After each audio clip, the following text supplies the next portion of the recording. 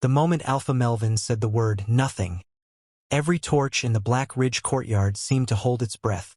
Not the polite kind of silence that falls when someone important speaks. The heavy kind. The kind that crawls under your skin, settles in your bones, and dares you to make a sound. Nina stood at the center of it all. Pale skin, ash blonde hair that caught the moonlight and made it look borrowed. Eyes so icy blue they could have been carved from a frozen river. She wore simple dark clothing fitted, worn at the edges, practical in the way that only someone who had never been handed anything would dress. Her hands were at her sides. Her chin was level. Her posture said one thing very clearly: I have survived everything this pack has ever thrown at me. Tonight will be no different. But her eyes, those luminescent, almost silver eyes, said something else entirely. Please, not tonight. Not in front of everyone. Alpha Melvin stood at the top of the stone steps, dressed in the dark fur-lined coat that had belonged to every Black Ridge Alpha before him. Sharp jaw, dark hair, neat and deliberate. The kind of face that had been sculpted by authority, handsome in a way that felt dangerous rather than warm. He was not looking at Nina with hatred. That would have been kinder. He was looking at her the way you look at something that has already been decided. Dawn stood just behind his right shoulder. Ivory skin, dark hair pinned precisely at the neck, a small smile that never quite reached the coldness behind her eyes. She had the kind of stillness that made you uneasy, the kind that only comes from someone who has already won and is simply waiting for the room to catch up. The ceremony was supposed to be straightforward. The annual Blood Moon Gathering is one night every year when the pack reaffirmed its hierarchy, celebrated new bonds, and acknowledged the wolves who had proven themselves worthy of rank. Nina had been brought to stand in the center of the courtyard not because anyone expected something great to happen. She had been brought forward because the council demanded every eligible pack member be formally assessed. Every single one. No exceptions. There were 400 wolves watching when Alpha Melvin opened his mouth. Nina Calloway, he said. His voice carried the effortless weight of a man who had never once questioned whether people were listening. Born of no distinguished line, holding no rank, bonded to no mate, contributing nothing to this pack. He paused. Around her, Nina heard the small, terrible sound of a crowd preparing to watch something fall. She is nothing. The silence that followed was not empty. It was full of smirks that people barely bothered to hide.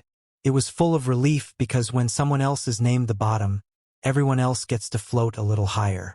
It was full of Dawn's barely there smile, which widened just enough to confirm that this moment had not been an accident.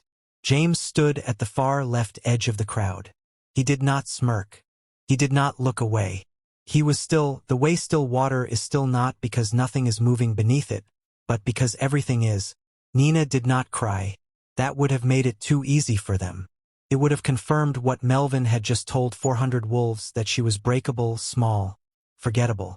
So she did the only thing she could do that cost them nothing to dismiss and cost her everything to perform. She bowed her head once, and she walked away. Nobody called after her. Nobody followed. A few wolves parted to let her through, not out of respect, but the way you move around furniture. But fate, a strange, stubborn, ancient fate, had been listening. Because 6 hours later, when the moon reached the very top of its arc and the forest went so quiet that even the wind paused, the mark appeared. Not slowly, not gently. It burned into the inside of Nina's left wrist like a brand of starlight, forming the shape of a wolf, ancient, exact, and unmistakably real. And the moment it settled into her skin, every wolf within a half-mile radius lifted their head. And everything that Black Ridge thought it knew about Nina Calloway began to come apart at the seams. A moment. Hey, quick question. How are you feeling right now? Because if that moment landed on you even a little, if you felt even a flicker of that anger, that quiet ache of watching someone be dismissed, then you already know this isn't just a story. This is the kind of story that reminds you of something you might have felt once. Maybe I still feel it. Thank you so much for being here. Genuinely, it means everything. Stories like this only reach the people who need them because of viewers like you. So if Nina's first step into this world already has your attention, please hit that subscribe button right now. Smash the like, And drop a comment below telling us where in the world you're watching from. I would absolutely love to say hello and to know just how far our story is traveling. It helps more than you know. Alright, thank you. Now, let's get back to the story. There is something quietly devastating about being overlooked for so long that you start to cooperate with it. Nina had been doing that for years. She woke before dawn. She completed her pack duties, perimeter checks, supply inventory, and firewood stacking at the communal lodge before most wolves had even opened their eyes. She ate after others were served. She spoke when spoken to and rarely when not. She had perfected the art of taking up the precise amount of space that no one would find inconvenient.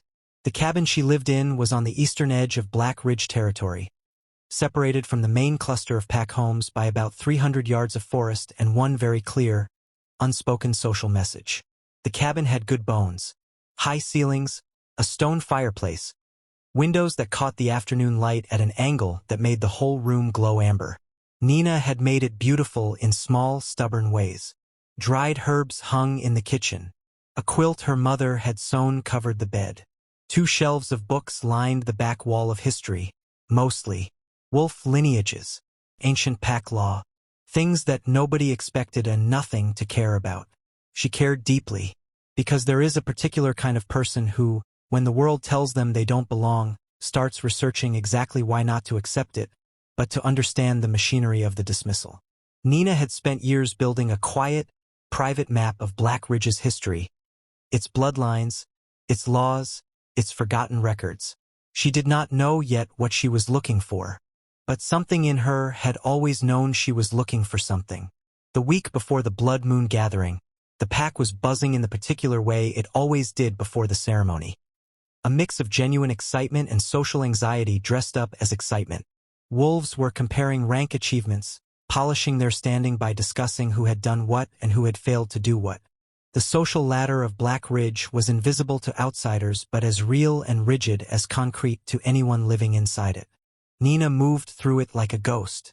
She was at the communal well, filling a water carrier, when she heard the first conversation she wasn't meant to hear. Has Melvin decided yet? About the ceremony order. He's decided. The council insisted that all unranked members go before the pack formally this year. New protocol. Even, a pause, a dropped voice.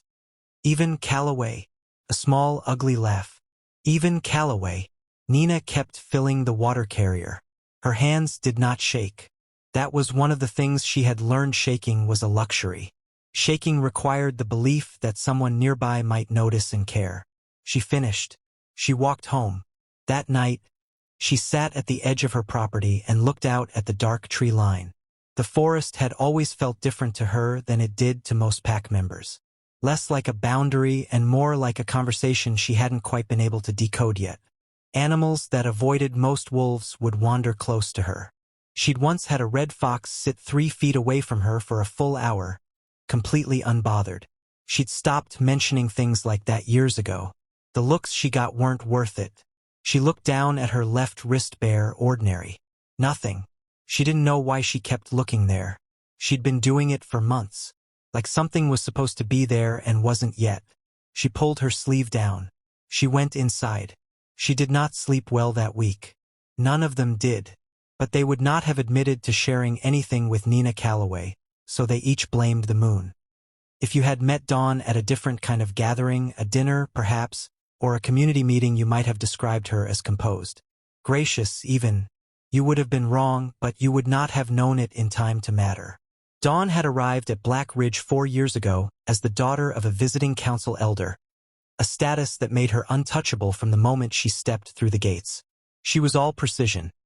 Dark hair always immaculate, clothing always exact, words always chosen with the care of someone who understood that language is not communication. It is construction. She built things with words, alliances, narratives, realities. She had understood something about Alpha Melvin within the first week that most wolves took years to learn. He was powerful and genuinely so, but he was also deeply afraid of being wrong. A man who fears being wrong will do almost anything to avoid the moment of correction. And someone who understood that fear could guide him like a hand at the small of his back lightly, invisibly, always in the direction they intended. Dawn had known about Nina's bloodline for 14 months. She had found the reference in a volume of pre-pack lineage records that lived in the archive room off the council hall, a room that technically required council authorization to access, and that Dawn had accessed anyway because she was very good at opening doors that were not quite locked. The entry was brief, just 11 lines. But those 11 lines had made Dawn sit very still in the archive room for a very long time. The Callaway line, traced back through 5 generations of deliberately obscured records to a bloodline that predated the founding of Black Ridge itself. A direct maternal descent from the last known blood anchor, the term the oldest pack records used for what later generations had reduced to a myth called the Wolf King's vessel. The one who could wake the ancient mark. The one the prophecy had designated as the keeper of balance between raw power and earned authority. In simpler terms, if the mark ever appeared on a living blood anchor, the current pack hierarchy became structurally secondary to her claim. Not politically, not symbolically, by ancient law. Dawn had closed the book. She had sat with the information, and then she had done what intelligent, dangerous people do when they discover a threat they cannot destroy. She had shaped the conditions under which the threat would destroy itself. The mark, according to the old records, required a specific catalyst, total rejection by one's own pack witnessed publicly under a blood moon. Without that catalyst, the bloodline lay dormant, inert. All Dawn needed was for Nina to be rejected, publicly, by the Alpha, on a blood moon. The rest had been easy. She hadn't pushed Melvin toward rejecting Nina. She was far too careful for that. She had simply ensured that every conversation Melvin had about Nina in the weeks before the gathering happened to circle back to Nina's lack of rank, lack of contribution, lack of standing. She had made sure that the council's new assessment protocol landed on Melvin's desk with a paragraph she'd written herself, one that described the assessment as an opportunity to address the pack's confidence in the hierarchy's clarity. She had made Nina a problem that Melvin could solve by simply saying what he already half believed. What Dawn had not accounted for, what she could not have accounted for, because the records were incomplete on this particular point, was what happened after the mark appeared. The records had described the mark's awakening as a slow reveal, a gradual strengthening over days. The records were wrong. Or Nina was something the records had not been written to contain. But that particular miscalculation wouldn't arrive until later. For now, Dawn stood behind Alpha Melvin's shoulder on the night of the blood moon gathering and watched the courtyard fill. She watched Nina arrive and take her place among the unranked. She watched Melvin read from the prepared statements she had helped draft. And when the moment came when Melvin's voice rang across 400 wolves and the word, "Nothing" landed, Dawn allowed herself the smallest, most private exhale of satisfaction. She had extinguished a threat before it could ignite. Or so she believed. The walk back to her cabin was the longest of Nina's life. Not because of the distance 300 yards through familiar forest. She'd walked it 1,000 times. But the body remembers humiliation in a different way than the mind does.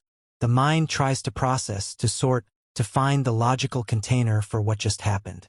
The body just carries it in the shoulders, in the jaw, in the strange heaviness behind the eyes that isn't quite crying but is everything that comes before it. Nina's jaw was very tight. She heard footsteps behind her once. About halfway home, she turned.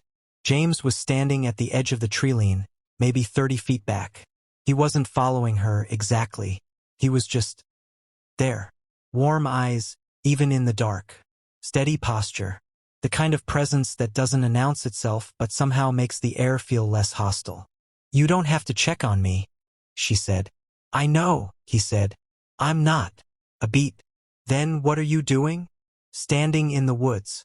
It's a free country." Despite everything, the humiliation still ringing in her ears, the weight of 400 wolves' silent judgment pressing against the back of her neck, something in Nina almost laughed. Almost.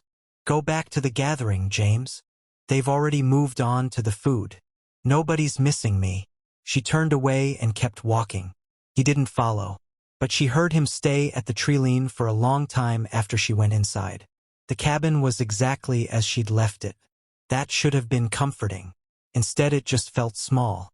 Like the walls had moved in 2 inches while she was gone. She put water on the fire. She sat at the kitchen table. She opened one of her books, the oldest one, the one with the water-damaged spine that the previous cabin occupant had left behind, and she stared at the pages without reading them. She was not going to let this break her. She had decided that, on the walk home, she was going to sit with it, absorb it, and then she was going to figure out what her next move was. She was 23 years old. She had a bloodline she'd barely been able to trace but had always felt the weight of. She was intelligent, capable, and she had survived every single thing Black Ridge had ever made her survive. She is nothing. The words hit differently in the quiet. In front of the pack, there had been the armor of performance to put on.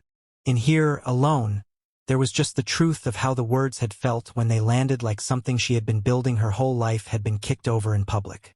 She pressed her hand flat against the table. Breathed. She would not give this to them. She would not. 3 hours passed. The fire burned low. Nina fell into a shallow, restless sleep in the chair, the kind of sleep that doesn't rest you, just moves you from one kind of tired to a different one. And then, at 10 minutes past 2 in the morning, with the moon at the exact peak of its arc, something woke her that wasn't sound. It was hot, a precise, localized heat, climbing up the inside of her left forearm toward her wrist.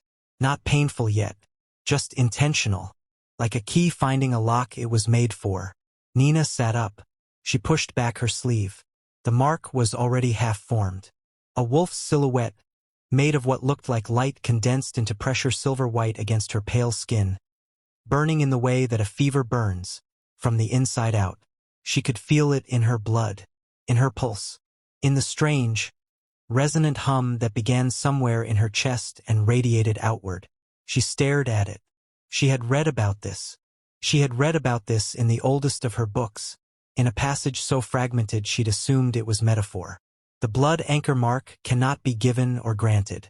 It can only be earned through breaking, and it chooses only those whom breaking cannot finish. Her whole body was shaking now, not from fear, not exactly, but from something enormous moving through her that she did not yet have a name for.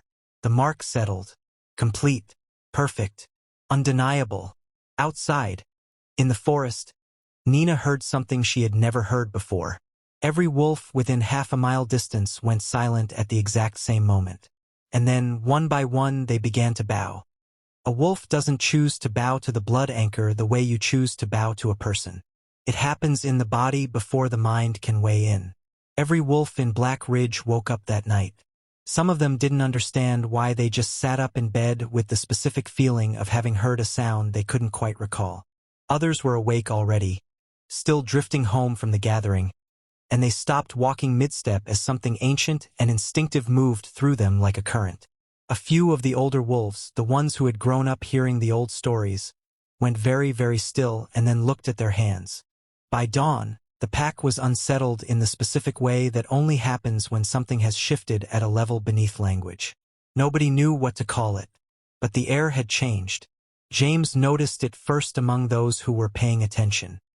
He'd grown up on the eastern edge of the territory not far from Nina's cabin, actually, and he'd spent enough years being underestimated himself to develop the particular habit of watching the things other people overlooked. He wasn't a warrior.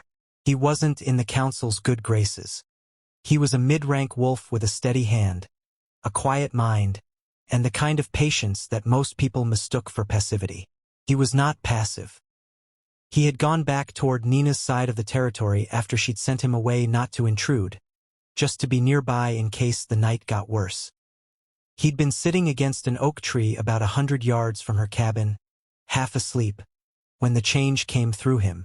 He'd felt it the way you feel a drop in barometric pressure before a storm. Not dramatic, but unmistakable. Something enormous was near. He'd looked toward her cabin. The light inside had changed. Not brighter exactly. Warmer. Like the whole building had exhaled. He'd stayed until he was sure she wasn't in any immediate danger. Then he walked home slowly, thinking the whole way. Back in the main cluster of pack homes, the gossip had started before breakfast. Did you feel it last night? I thought I was dreaming. My wolf just went down. Just dropped. I couldn't stop it. What does that mean? Nobody answered that last question. Because the wolves who knew what it meant, the elder council members, specifically, had already convened a private meeting by 7 in the morning, and they were not sharing. Elder Cole 70s, stooped, with the focused eyes of a man whose body had aged but whose mind had not sat at the head of the council table and looked at the faces of his colleagues. He had not slept. He had not expected to. It happened, he said. That was all. Just those 2 words. The council looked at each other. The Calloway girl, said another elder. Not a question. The timing aligns, Cole said. Public rejection, blood moon, direct descent. The conditions were exactly as the old texts describe. What do we do? Cole was quiet for a long moment. We will find out what she knows, he said finally. And we decide from there how much of a problem this is going to be. Across town, Alpha Melvin was having a very different kind of morning. He'd felt the shift, too, of course he had. He was the alpha. The bond between an alpha and his pack ran deep enough that changes in the pack's collective state registered in him like weather changes in a joint. But this hadn't felt like pack energy.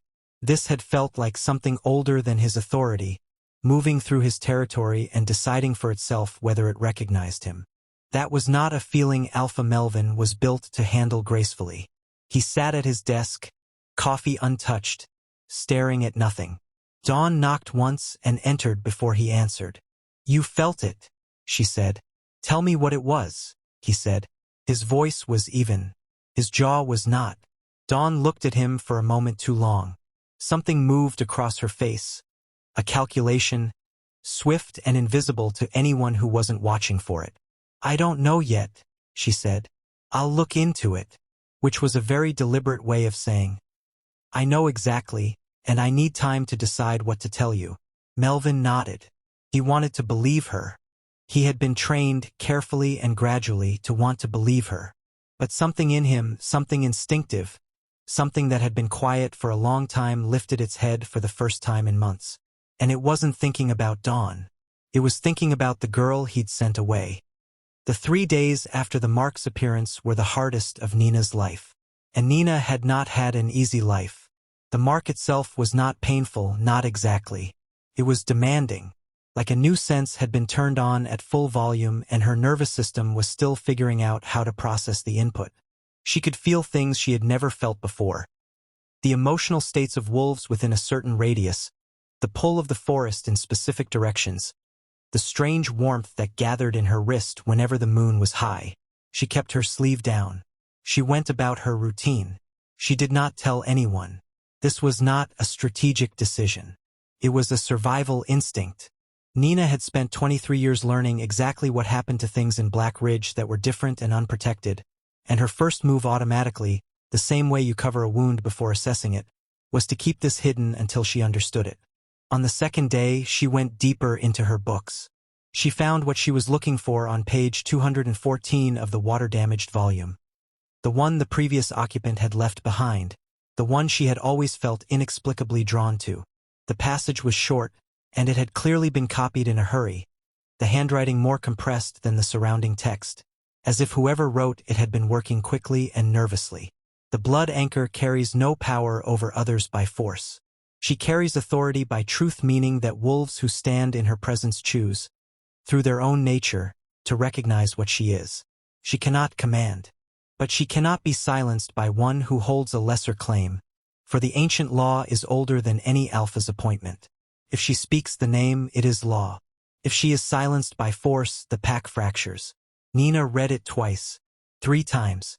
She sat with it until the words stopped being abstract and started being real. She thought about what lesser claim meant in practical terms.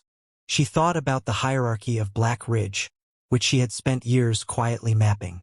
She thought about Melvin's face when he'd said, nothing. That expression she hadn't been able to name in the moment, but could name now. Fear. He had been afraid of her before he even knew he had a reason to be. On the 3rd day, James came. He knocked. She opened the door. He looked at her for a moment, the way you look at someone when you're trying to understand if they're okay without asking directly, because asking directly sometimes makes things worse. You look like you haven't slept in 3 days, he said. I haven't. Can I come in? She considered it. Then she stepped back. He sat at her kitchen table. She made tea practical, ordinary, grounding. He didn't ask about the mark. She could tell he knew something had happened. She could also tell he was giving her the space to bring it up herself, which was one of James's defining qualities. He had the patience of someone who understood that trust was not demanded, it was built. Something changed that night, he said after a while. Not accusing, just stating. Yes, she said. A long pause. Are you in danger? She looked at him across the table. The honest answer was, probably. The complicated answer was, not in the way you might think. She settled on the most accurate version. I will be, she said. If I don't understand what this is before someone else decides they do. He nodded. No dramatic reaction. No questions she hadn't offered to answer. Just that steady, level presence. What do you need? He asked. She pushed back her sleeve. She watched his face. He looked at the mark of the silver-white wolf sigil that had settled into the inside of her wrist like it had always belonged there, and his expression moved through surprise, recognition, and then a deep, quiet certainty that she hadn't expected. I know what this is, he said. She stared at him. My grandmother used to tell me the old stories, he said. Not as myths. She told them as history. He looked up. She told me the blood anchor mark would come again when the pack had gone too far from balance. He paused. Nina, Black Ridge has been going too far from balance for years. The tea went cold. Neither of them touched it. They talked for 4 hours. By the end of it, Nina had a different kind of weight in her body. Not the crushing kind she'd been carrying since the ceremony. This one had a center of gravity. This one pointed somewhere. She was not going to run. She was not going to hide. She was going to understand exactly what she was, and then she was going to walk back into Black Ridge and be precisely that. She just needed a little more time. On the 4th day, Dawn made her move. She had spent those 4 days doing exactly what she'd told Melvin she would do, looking into the disturbance. But the version she brought him was crafted with the same precision she brought to everything. It was 70% true. The 30% that wasn't true was positioned in exactly the right places to make the true parts lead somewhere useful to Dawn. She sat across from Melvin in his office. She had dressed carefully. The kind of care that says I want to appear like I'm not trying, and succeeds. The energy shift was real, she said. Something ancient moved through the territory. The older council members have confirmed it. From what source? Dawn paused. A masterful pause, long enough to suggest reluctance, short enough not to suggest deception. It's being traced to the eastern edge of the territory, she said. Near the Calloway cabin. Melvin's expression did not change, but his hands, flat on the desk, pressed slightly harder.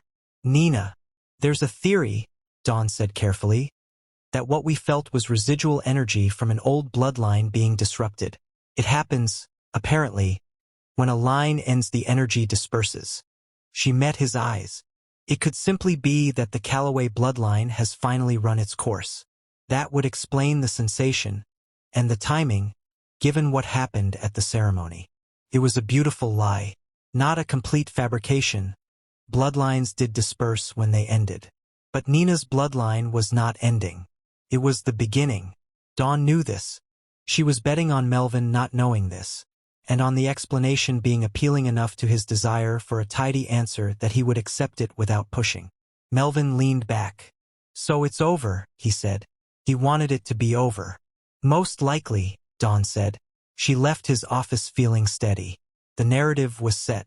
The threat had been labeled as its own extinction. Nina would be quietly remarginalized. The council would follow Melvin's lead.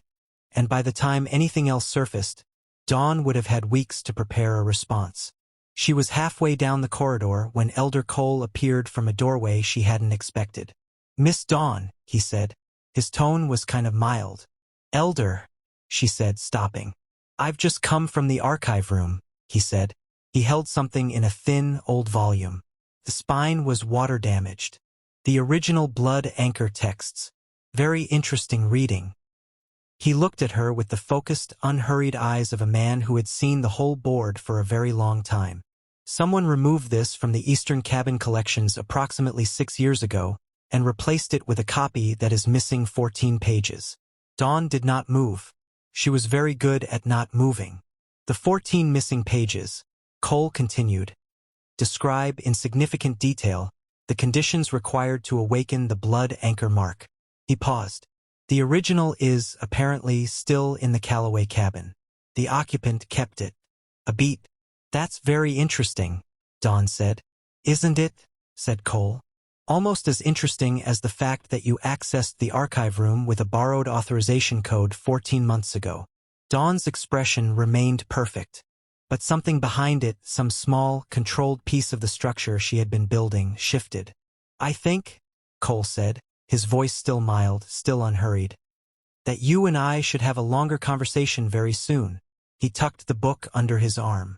But first, I need to speak with Nina Calloway. He walked past her. Dawn stood in the corridor for a long moment after he was gone. The story she had built was not over. But for the first time in 14 months, she was no longer certain of the ending. And in the office she had just left, Alpha Melvin had opened his desk drawer and taken out a piece of paper he'd never shown anyone. A piece of paper he'd received the night of the Blood Moon gathering, slipped under his office door by someone he still didn't know. Written on it, in precise, anonymous handwriting, were 7 words. You rejected your mate. You will regret it. He'd told himself it was a prank. Provocation. Someone testing the Alpha's composure. He'd been telling himself that for 4 days. He wasn't quite managing to believe it anymore. Nina came back on the 7th day. James walked beside her to the edge of the pack's main grounds. He didn't hold her hand, though she would have let him. He just walked beside her with that grounded, steady presence that had, she was realizing, been a quiet feature of her life for longer than she'd acknowledged. You don't have to do this today, he said. They'd stopped at the Treeline. I know, she said.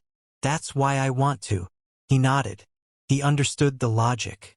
There was a difference between having to do something and choosing to do it. That difference was everything. I'll be right here, he said. She walked out of the trees. The first wolf who saw her was one of the young packmates who'd been near the western well, drawing water. She looked up, recognized Nina, and stopped. Not in the way you stop when you see someone you've been dismissing. In the way you stop when your body registers something your mind hasn't caught up to yet. Nina kept walking. By the time she reached the edge of the main square, there were maybe 30 wolves in the immediate area, some returning from morning duties, some in mid-conversation. One by one, they stopped. The conversations dropped. The activity was still. The mark on Nina's wrist was visible. She had made no effort to cover it. It was not glowing dramatically, not pulsing with obvious power. It was simply there, unmistakably present, unmistakably real, and unmistakably ancient. And every wolf in the square could feel it, even if they couldn't have explained what they were feeling. Their wolves could explain it. Their wolves were going very, very quiet. Alpha Melvin came out from the main hall at the commotion's edge. He looked across the square. He saw Nina. He saw the wrist. His face went through 3 expressions in rapid succession. Authority, confusion, and then something raw that he suppressed immediately but not quite fast enough. Dawn was behind him. She saw the mark. She saw the square full of wolves who had all gone instinctively still. And for the first time since she had set this plan in motion 14 months ago, she understood that she had made a miscalculation. Not in the reading, not in the manipulation, but in her assumption that awakened potential, once contained by circumstance, could be recontained once released. Elder Cole stepped forward from the side of the hall. He walked to the center of the square with the specific confidence of a man who has spent his entire life waiting for exactly this moment. Blood anchor, he said. His voice carried the full weight of a word he had clearly never used out loud before. You have returned to your pack. The square went even stiller. The air was very tight. Nina stood at the center of it, pale skin, ash-blonde hair lit silver by the morning light, eyes that were no longer just icy blue but luminescent with something ancient and awake. She was not performing. She was simply occupying her actual size for the first time in her life. The difference was remarkable. I have, she said. Alpha Melvin stepped forward. His jaw was tight. The instinct for authority was pushing at him, the trained reflex to command, to direct, to be the largest presence in any room. Nina, he said. He said her name carefully. Not nothing. Her name. This needs to be addressed through the council's process. You will stand before. He stopped, because his wolf, the part of him that was older than his title, older than his learned authority, older than Dawn's careful guidance, had just registered what every other wolf in the square had already registered. The command had not landed. Not because Nina had blocked it or refused it, but because the ancient law Cole had cited was built into the structure of wolf nature itself, and in the presence of the blood anchor, an alpha's directive simply did not carry the same weight it did everywhere else. He had told her she was nothing.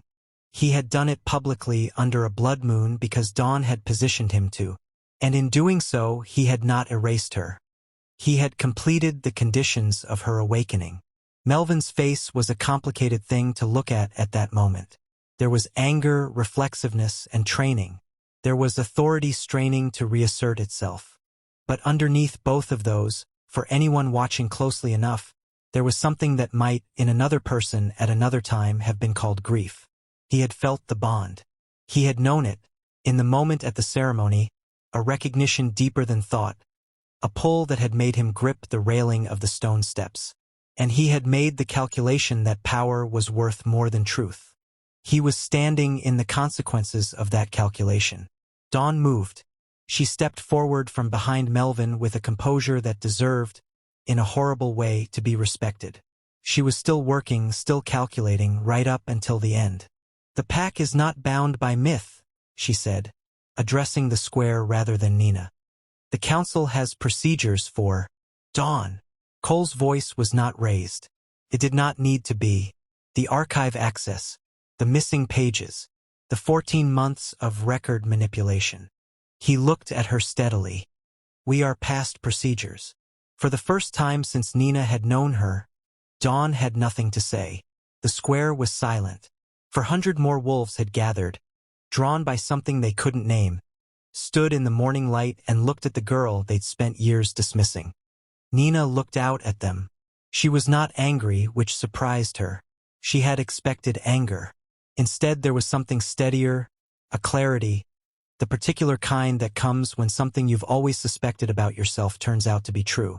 She spoke to the pack. Not from a stone step. Not with a council title or a mate's rank or a warrior's achievement. From the center of the square, with the mark visible on her wrist and her voice even. I'm not here to take anything from you, she said. The ancient law was never about replacement. It was about balance. About a pack that doesn't mistake power for worth, or silence for worthlessness. She paused. I've lived in this pack my whole life, and I've watched what happens when those things get confused. A long beat. Nobody moved. I'm not nothing, she said. Simply, directly, without performance. I never was. And neither is any wolf in this pack who has been treated like they were. Something in the square, something collective, something that had been held very tight for a very long time released. It did not happen loudly. It happened the way important things often happen. Quietly, almost invisibly, but completely. The council convened a full review within 48 hours. Dawn's manipulation of pack records, the archive access, the missing pages, the 14 months of shaped narrative was documented, verified, and presented before the full council and the Alpha. She was given the opportunity to respond. She gave a careful, partial acknowledgement that stopped just short of a full confession. Elder Cole presented the complete evidence in his characteristic, unhurried way. Dawn was removed from her position within the pack hierarchy and given a choice: voluntary exile or a formal tribunal that would almost certainly produce the same result. She chose exile. She packed precisely. She left exactly as she had arrived, composed, impeccable, and giving nothing away. But just before she reached the gates, she passed Nina in the pathway. They looked at each other. You should thank me, Dawn said. Her voice was even, not bitter, just honest in the specific way that people are honest when they no longer have anything to protect. I woke you up. Nina held her gaze for a moment. You did, she said. That doesn't make what you did right. But thank you for the part that was. Dawn held that for a beat. Then she walked out the gate. Alpha Melvin was harder. Not harder to address in the way that real things are always harder than performed ones. The council process was clean. His actions at the ceremony had been manipulated by incomplete information and a carefully constructed narrative, which mitigated though did not erase his culpability. He retained his alpha title. The pack needed continuity, and he was genuinely capable of leadership when someone wasn't managing his fears for him. But private reckoning was another matter. He asked to speak with Nina alone, 3 days after her return. She agreed. They sat in the council meeting room, which was neutral enough, with the late afternoon light coming through the windows in long amber lines. "I felt it," he said. He wasn't looking at her at first. "At the ceremony. I knew." Nina didn't fill the silence. "I told myself," he stopped, started again. "I told myself that rank mattered more. That the pack needed to see me choose stability over a bond one didn't understand." He looked up. His expression was something she hadn't seen before, not authority, not conflict. Just a man looking at something he'd broken and holding the full weight of it. "I was wrong. I was a coward." "You were afraid," Nina said. "That's not the same thing as wrong. Afraid plus choosing badly, that's the problem." He looked at her for a long time. "Is there?" He stopped. "I know you don't owe me anything." "I don't," she agreed. "But I'm still here, and you're still here, and the bond is still here. I can feel it, and I'm fairly sure you can too." She paused. "That doesn't mean we skip the part where you earn my trust. But it means I'm not closing the door." Something in Melvin's posture shifted. Not relief he hadn't earned relief yet. Something more honest than that. Accountability. The rare, uncomfortable, genuine kind. James took her to the Eastern Forest Trail 3 days after all of it, after the council review, after Dawn's exile, after the long conversation with Melvin, after 400 wolves had watched her exist at her actual size for the first time. The trail ran along the edge of the territory where the old trees grew so close together that the canopy was almost complete. She had always loved this walk. She had spent a lot of years walking it alone. "How do you feel?" he asked. "Like myself," she said. "For the first time I can remember. Like actually myself." He smiled. It was a real smile, warm, steady, the same as everything else about him. She had been paying attention to that smile for a long time, she realized. For longer than she'd admitted, because admitting it would have required believing she was someone worth smiling at. "Your grandmother," she said. "The one who told you the old stories. What did she tell you about the blood anchor, specifically?" "She told me," James said, "that the blood anchor's real gift wasn't power. It was true. She could see what was real when everyone else was seeing what they wanted to see." Nina looked at him sideways. "Is that why you kept showing up? Because you could see something real?" "I kept showing up," he said. "Because you were worth showing up for. I didn't need an ancient bloodline to tell me that." The trail curved. The trees opened slightly. Moonlight came through in a long silver shaft, and in it, the mark on Nina's wrist caught the light and shimmered, not dramatically, not with the pain and heat of awakening, just quietly, the way something settles and permanently settles and stays. She reached over and took James's hand. He held it the way he did everything else, steadily, without making a performance of it. They walked on through the silver-lit trees. Black Ridge was not fixed. That would be too simple and too fast, and real things don't fix themselves in a week. But it had been cracked open in the specific way that things need to be cracked open before they can be rebuilt better, and the crack had come from the center, from truth, from a girl who had survived being called nothing and chosen to be precisely herself anyway. The Wolf King prophecy, as Elder Cole explained it in the weeks following, had never been about a ruler. It had always been about an anchor, a fixed point from which a pack could find its true north again when power had pulled it too far off course. Not domination, balance, not control, truth. Nina took on that role not as a title but as a way of being. She continued waking before dawn. She continued her work. But the conversations she had, the presence she brought into rooms, the questions she asked the council, these things began, slowly and consistently, to shift the air of Black Ridge towards something more honest. It was the least dramatic kind of revolution, the kind that actually lasts. "Before we go, a quick question. How are you feeling right now? Because if Nina's journey moved something in you, if you felt that anger when the pack dismissed her, that slow-burning hope when the mark appeared, that satisfaction when the truth finally found the light, then you already know what this story was really about. It wasn't just wolves and marks and ancient bloodlines. It was about what happens when someone who has been told they are nothing refuses to believe it long enough for the world to catch up to the truth. We see that every day, in workplaces, in families, in the person who was told to be quiet for so long they almost started agreeing. If the story stayed with you, if it stirred something, please don't keep that to yourself. Hit that subscribe button right now, smash the like, and drop a comment telling us your favorite moment from Nina's journey. Was it the walk home? The mark appearing? The moment she walked back into the square? Tell us. Your voice in that comment section matters more than you think. And if you're watching from somewhere far away, from a different city, a different country, a different time zone, I would genuinely love to say hello. So comment where you're watching from. I will find you. All right, let's close this out. Some people don't rise because the world prepared a path for them. They rise because the world built every possible wall, and they figured out one quiet morning that they were taller than they'd been told.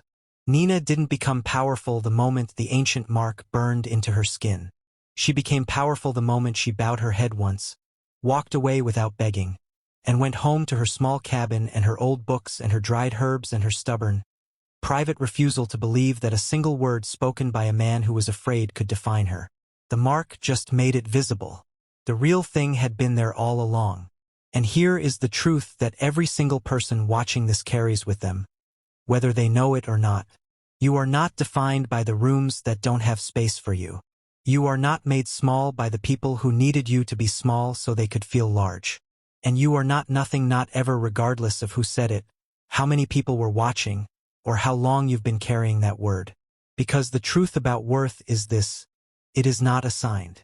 It is not granted by rank or title or the approval of the room. It already belongs to you. The only question is how long it takes the world to agree. Nina stopped waiting for permission. So can you? What this story is really about. At its heart, this is a story about three things that are deeply human, regardless of wolves or ancient marks. First, the danger of letting one voice, even an authoritative one, define your worth. Alpha Melvin had real power, but real power and real wisdom are not the same thing. When we allow systems of authority to operate without accountability, the most vulnerable people in those systems pay the highest price. Nina paid that price for years. The lesson is simple and worth repeating. A position of authority does not make someone right. It makes them responsible. Second, information can be weaponized. Dawn's manipulation was built on something of Nina's bloodline that she shaped into a tool of control. This happens in real communities, in real workplaces, in real relationships. When someone controls the narrative, they control the outcome until the truth finds another way out. The protection against it is the same thing Elder Cole practiced. Go back to the original source. Ask who benefits from this story being told this way. Third, the people who show up quietly are often the ones who matter most. James never made a dramatic gesture. He stood at a tree-line. He sat at a kitchen table. He walked a forest trail.